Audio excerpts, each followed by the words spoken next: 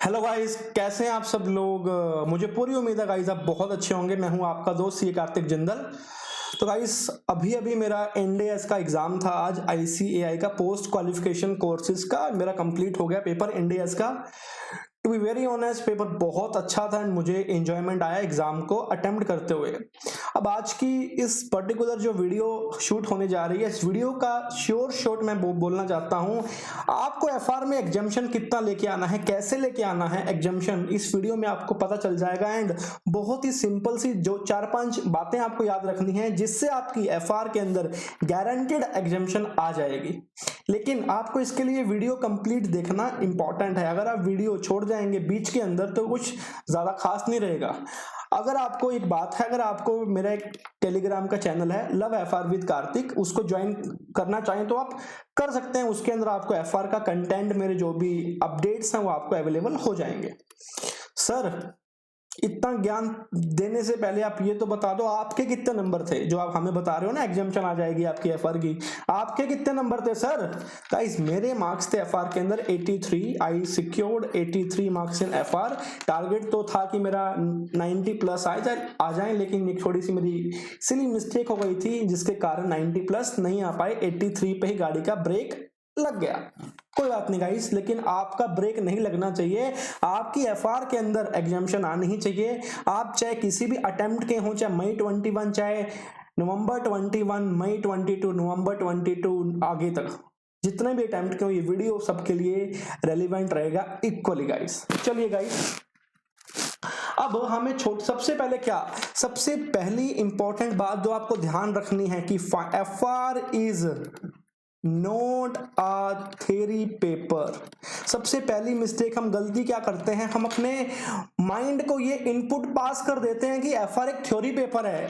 FR theory paper बिल्कुल भी नहीं है गाइस। जो भी थिंग्स हो रही हैं, जो भी आप इंडिया से रीड कर रहे हो, अभी आपको इसकी एप्लीकेबिलिटी पता ही नहीं है प्रैक्टिकल। क्यों नहीं पता? क्योंकि कोई भी टीचर जो टीच कर रहे हैं हमें एनुअल रिपोर्ट से नए नए लाइव प्रैक्टिकल एग्जांपल टीच ही नहीं करते। That's why we are not taking interest in the FR. FR is the most conceptual paper in the all 8 subjects जो भी है हमारे पास। सबसे पहले एफआर कोई थ्योरेटिकल पेपर नहीं है। FR is the future, Indians is the future. तो आपको ये अंडरस्टैंड करना पड़ेगा कि एफआर थ्योरी पेपर बिल्कुल नहीं है। एफआर एक 100% कॉन्सेप्चुअल पेपर है। अगर आपने ये माइंड फिट कर लिया अपने अंदर तो मैं गारंटी लेके दे सकता हूं आपका एक तो इंटरेस्ट बनना स्टार्ट हो जाएगा एफआर के अंदर। आप जो बोलते हो ना सर इसमें तो इतने थियरी क्वेश्चन हैं, फॉर एग्जांपल इंडियस 110, 115, 116, 103, सर ये तो सारे थ्योरी हैं। गाइस इनमें कोई भी थ्योरी पेपर नहीं है, कोई भी थ्योरी क्वेश्चन नहीं है। ये सबके सब कॉन्सेप्चुअल अप्रोचेस पे बेसिस रहते हैं। FR is not a theory paper. Second guys, second बात जो आपको ध्यान रखनी है, मतलब देखिए ये सिर्फ सोच की बात है। अगर हम सोच चेंज करेंगे सब कुछ चेंज हो जाएगा। ओके चलो, सेकंड थिंग आपको ये ध्यान रखनी है कि जो जो हमारी प्रेजेंटेशन है, हाँ सर आप एग्जाम पे आ गए। यस मैं भी एग्जाम की ही बात कर रहा हूं।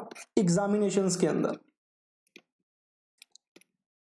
ये सिंपल होनी चाहिए, ये ऑनेस्ट होनी चाहिए एंड ये एकदम कंसाइज होनी चाहिए। ज्यादा फालतू नहीं लिख के आना। जितना प्रॉपर है, जितना पूछा जाए आपको उतना ही लिख के आना है, फालतू नहीं लिख के आना। हालांकि ये चीजें हमको एंड में बोलनी चाहिए लेकिन नहीं, ये चीजें बहुत इंपॉर्टेंट हैं। जब भी आप एफआर पढ़िए आप देखते हैं ना कि इतने लंबे लंबे आंसर हैं आरटीपी के अंदर, एमटीपी के अंदर, अपने जो आईसीए का स्टडी मटेरियल है उसके अंदर भी इतने बड़े बड़े आंसर्स हैं। तो ये काम नहीं करना, इतना नहीं लिख के आना, थोड़ा सा एक्सप्लेन कीजिए एंड उसका आंसर लिख के आ जाइए प्रॉपर वेल मैनर्स के अंदर। थर्ड चीज जो सबसे इंपॉर्टेंट चीज मैं बोलने जा रहा हूं गाइज आपको, stick to ICAI material only.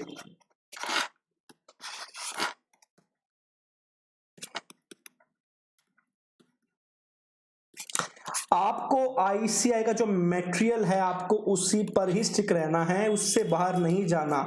जिसकी भी आप कोचिंग्स कर रहे हैं, इन फ्यूचर मेरी भी कोचिंग्स आ जाएंगी एफआर की, लेकिन आप जिसकी भी कोचिंग्स कर रहे हैं उनका जो मटेरियल है वो तो कोई बात नहीं, जो आपको लगता है पढ़िए, लेकिन आईसीएआई के मटेरियल को बिल्कुल भी इग्नोर नहीं करना, ये तो मैंडेटरी है, मैं गारंटी लिख के देता हूं गाइस। अगर आपको आईसीएआई का जो मटेरियल समझ आ गया तो आपको एग्जामिनेशन क्या 80+ नंबर लाने से भी कोई नहीं रोक सकता गाइस। आईसीएआई के मटेरियल में एक तो हमारा स्टडी मटेरियल, एक हमारे आरटीपीस, एक हमारे एमटीपीस एंड एक हमारे पास्ट ईयर पेपर्स, ये चारों के चारों क्या हैं, आईसीआई मटेरियल। तो आपको इसी पर ही स्टिक रहना है, इसके बाहर नहीं जाना। खासकर जो आपके डीआई आईएफआरएस के बहुत सारे क्वेश्चंस हैं, मैंने बच्चों से पूछे हैं, उन्होंने बताया कि सर ये वाले क्वेश्चन भी हमारे मटेरियल के अंदर इंक्लूड रहते हैं, जो भी कोचिंग है ले रहे, ये आपको नहीं करने गाइस, ये आपको नहीं करने, क्योंकि हमारे काम के क्वेश्चंस नहीं है। सर अगर एग्जाम में कोई नया क्वेश्चन आ गया गाइस, अगर कोई एग्जाम में नया क्वेश्चन आ गया तो आपके अंदर इतनी हिम्मत होनी चाहिए, आपके कॉन्सेप्ट के अंदर इतनी हिम्मत होनी चाहिए कि आप नए क्वेश्चन को अटेम्प्ट कर पाए। ठीक है, फोर्थ पॉइंट क्या है, make conceptual study, don't rush to solve more questions।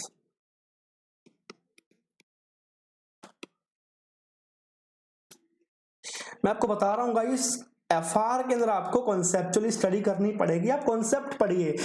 हमारी अप्रोच क्या होती है, हम कॉन्सेप्ट नहीं पढ़ते, हम सीधा क्वेश्चन पे सोल्व करते हैं। नहीं गाइस, हमें अपने कॉन्सेप्ट पहले अच्छे से क्लियर कर लेने हैं। अगर हमारे कॉन्सेप्ट क्लियर हैं, बढ़िया हैं, तो हमसे क्वेश्चन भी ऑटोमेटिकली सोल्व हो जाएंगे। अगर एग्जाम में सेम क्वेश्चन आया आईसीआई वाला तो हमारा बोनस ही बोनस है। अगर सेम क्वेश्चन नहीं पूछा गाइस तो कोई बड़ी बात नहीं है। अगर हमारे कॉन्सेप्ट इतने अच्छे हैं गाइस तो हमें कोई नहीं रोक सकता, हमें कोई नहीं रोक सकता गाइस। ओके सर ये क्या बोल रहे हो, सारी बातें करेंगे तो एक चीज क्या रखना है, रिमेंबर, एक चीज और ध्यान रखनी है आपको, equal emphasis to all Ind AS. आपको सारे इंडेस पे इक्वली एम्फेसिस देना है, लेकिन Ind AS 32, Ind AS 109, consolidation, business combination and analysis of financial statement, Ind AS 115 and share based payment, ये थोड़े से ज्यादा इंपॉर्टेंट स्टैंडर्ड होते हैं, जिसका क्वेश्चन एग्जाम में पूछता है, तो हमें इसको इतना स्ट्रॉन्ग करना है कि इसमें से हमारे एटलीस्ट 40 मार्क्स कंफर्म हो जाएं एग्जामिनेशंस के अंदर। गाइस एक बात बताना मुझे, आप भी जो छोटे मोटे इंडिया सा बोलते हो, कैश फ्लो स्टेटमेंट, ठीक है, earning per share, India state accounting policies, interim financial reporting, India's 34, India's 105, non-current asset held for sale, India's 20 government grant, India's 21 foreign exchange, India's 23 borrowing cost, India's 23 अपना related party transactions, ये सारे India आपको छोटे लगते हैं guys, लेकिन इनकी questions examination में पूछता है, तो हमें एक बारी सभी इंडियंस को इक्वली एम्फेसिस देना ही देना है, क्योंकि हमें जो भी स्टडी करनी है वन टाइम वो मन से आनी चाहिए स्टडी। अगर हमारी जो स्टडी है वो मन से नहीं निकली तो कुछ नहीं हो पाएगा गाइस। एफआर एक बहुत ही इंटरेस्टिंग एंड कॉन्सेप्चुअल सब्जेक्ट है।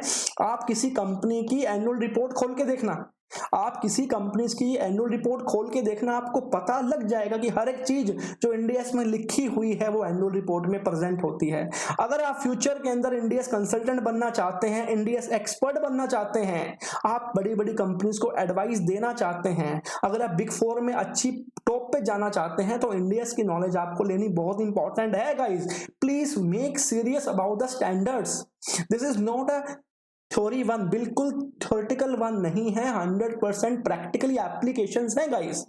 अगर आपको लगता है कि नहीं मेरी फील्ड तो इनकम टैक्सेस है, मेरी फील्ड तो इन्वेस्टमेंट बैंकिंग के अंदर है, मैं फाइनेंस में जाऊंगा, मैं गुड्स एंड सर्विस टैक्स में जाऊंगा, मैं ऑडिट में जाऊंगा, मैं कॉस्टिंग में जाऊंगा, किसी भी फील्ड में जाओ आपको फाइनेंशियल स्टेटमेंट को सामना करना ही पड़ेगा। अगर आप स्टॉक मार्केट में जाते हो तो आपको पूरी की पूरी कंपनी को एनालाइज करना पड़ेगा।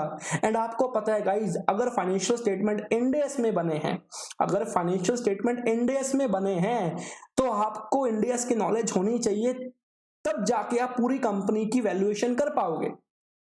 अगर आप इनकम टैक्स के अंदर हैं, अगर आपको इनकम टैक्स का टैक्स एक्चुअली में कैलकुलेट करना है तो आपको इंडिया की नॉलेज होनी चाहिए। अगर आप गुड्स एंड सर्विस टैक्स के अंदर हैं, आपको कंपनी के फाइनेंशियल स्टेटमेंट से मैच करनी है रेवेन्यू, तो आपको इंडिया 115 की नॉलेज होनी चाहिए। हर चीज की आपको नॉलेज होनी चाहिए किसी भी पर्टिकुलर फील्ड के अंदर। We are chartered accountant, our main purpose is the financial reporting. Accounts के बिना कुछ नहीं हो सकता। ये कोई छोटा मोटा अकाउंट्स नहीं है, ये बड़े इंटरनेशनल का अकाउंट्स है गाइस। आप इंडिया जान के किसी भी बड़ी कंपनी की, वेदर इन इंडिया और आउटसाइड इंडिया, आप आराम से फाइनेंशियल स्टेटमेंट को देख के बता सकते हो कि नहीं ये कंपनी कैसे कर रही है ग्रोथ। ये प्रैक्टिकली रेलेवेंस किसकी है? इंडिया की है, स्टैंडर्ड्स की है, जो आपको समझनी पड़ेगी गाइस। अगर ये चीज को फिट कर लिया तो सब कुछ आसान है। 6 पॉइंट क्या है कि make, try to solve questions by hand practice. आपको क्वेश्चंस को हैंड प्रैक्टिस से लिख लिख के सोल्व करना पड़ेगा गाइस, क्योंकि अगर आपको लगता है कि छोटा मोटा स्टैंडर्ड है, क्वेश्चन सोल्व हो जाएगा, तो एग्जामिनेशन में जाके वो क्वेश्चन सोल्व नहीं होता। ध्यान रखना, हमको अपनी हैंड प्रैक्टिस से करनी है। एंड सेकंड है चेंज योर थिंकिंग। बस एक ही बात है कि अपनी थिंकिंग को चेंज करो, सब कुछ चेंज हो जाएगा। मैंने इस वीडियो के अंदर शॉर्ट एग्जाम्पशन के लिए इसलिए बोला है, अगर आप इन अच्छे से कॉन्सेप्ट को पढ़ के जाओगे, अगर आप आईसीएआई के स्टडी मैट पे फोकस करोगे ना गाइस, और एग्जामिनेशन में थोड़ा सा अच्छा लिख के आओगे, एंड ये सोच लोगे कि एफआर कोई थ्योरेटिकल पेपर नहीं है, तो एग्जाम्पशन तो क्या गाइस, आप कुछ भी कर सकते हो एफआर के अंदर। एफआर में 90+ नंबर भी आ सकते हैं, क्योंकि it's a very easy paper. सिर्फ कॉन्सेप्चुअल की अंडरस्टैंडिंग की बात है। एंड हमारा जो खुद का अप्रोच है स्टडी करने का, वो ठीक ही नहीं होता। हम कॉन्सेप्ट नहीं पढ़ते, हम सीधा क्वेश्चन सोल्व करते हैं। ये कहां का रूल है गाइस? आप थोड़े से कॉन्सेप्ट पढ़िए, जैसे कि फॉर एग्जांपल इंडियस 2 है। आप एग्जांपल दे रहा हूं कि what is the meaning of Indians 2, किसका है? इन्वेंटरी का। सबसे पहले ये देखिए कि गाइस इन्वेंटरी क्या है। सोचिए इन्वेंटरी क्या है, कि भैया इन्वेंटरी आर द असेट। अब असेट क्या है गाइस? अब असेट क्या है? Asset is an resource controlled by an entity as a past event. समझे? As a past event. अब इन्वेंट्री में कौन सी कॉस्ट होती है, कौन से टेक्निक है, क्या कॉस्ट का पार्ट है, क्या कॉस्ट का पार्ट नहीं है, कैसे उसकी फिक्स ओवरहेड में एलोकेशन होती है, यही तो चीज है। एंड यही चीज के क्वेश्चन पूछता है, थ्योरेटिकल या प्रैक्टिकल। यही तो इंडियस है, यही तो सिस्टम है। इट्स द थीम ऑफ बच्चों को एफआर से डर लगता है। डर इसलिए लगता है क्योंकि वो कॉन्सेप्चुअली स्ट्रॉन्ग नहीं है। गलती आपकी भी नहीं है गाइस, गलती आपकी भी नहीं है। क्योंकि गलती आपकी इसलिए नहीं है क्योंकि आपको एनुअल रिपोर्ट से सिखाया ही नहीं गया, आपका इंटरेस्ट ही नहीं बना एफआर के अंदर, तो गलती आपकी भी नहीं मानता। क्योंकि 5% कंपनीज पर ही इंडिया से अप्लाई होता है, 95% कंपनीज पर सिर्फ एएस ही अप्लाई होता है। तो आपको भी नहीं पता।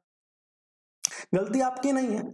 गलती मैं किसी गलती नहीं मान रहा, ना हमारे जो टीचर टीच कर रहे हैं, ना आईसीएआई की। गलती किसी के नहीं है, जो जैसे भी हमारे हैं वैसे ठीक है। लेकिन गाइस जिस भी आप कोचिंग ले रहे हो फैकल्टी से, उनको थोड़ा सा रिस्पेक्ट दो। जो काम मिलता है आपको वो काम कीजिए। आपकी जो प्रॉपर रिवीजन है वो करना इंपॉर्टेंट है। तो ये सारी बातें हैं, आपको आईसीएआई मटेरियल पर ही रहना है स्टिक होके, क्योंकि आईसीएआई जो मटेरियल है one of the best material ICAI working कर रही है इसके ऊपर बहुत ज्यादा। अगर सर आप बोलेंगे कि हमें कोई चैप्टर बता दो, ये चैप्टर से आएगा, तो मैं ऐसा नहीं कर सकता, क्योंकि हमें नहीं पता आईसीएआई किस हिसाब से क्वेश्चन पूछ रहा है। नवंबर 20 एग्जामिनेशन के अंदर Indians 34, income taxes, EPS Indians 12, EPS cash flow statement, ऐसे ऐसे सवाल पूछे। 110 को कोई क्वेश्चन ही नहीं पूछा। हम नहीं बोल सकते भी आईसीएआई का पैटर्न क्या रहेगा। लेकिन एक बात श्योर है कि जो चैप्टर है financial instrument Indians 115, business combination, consolidation, share based payment, and most important the analysis of financial statement chapter, ये बहुत ही इंपॉर्टेंट चैप्टर है। इसको आपको छोड़ के नहीं जाना। इन थोड़ी सी बातों पर फॉलो अप कीजिए। मुझे पूरी उम्मीद है आपके एग्जाम्पशन तो क्या गाइस कुछ भी हो सकता है। Don't worry at all, just change your thinking only, you will one all the things. आपका दोस्तों सी कार्तिक। कोई और भी डाउट हो, मेरा फोन नंबर यहाँ पे है, स्क्रीन पे है, स्क्रीन पे देख सकते हैं guys. Bye bye guys, take care and खुश रहना। अभी कोविड है, थोड़ा सा ख्याल रखना अपना, अपनी फैमिली का भी। एंड चलो गाइस, जय हिंद, बाय बाय, टेक केयर। बात करते हैं अगली वीडियो के अंदर। चलो बाय।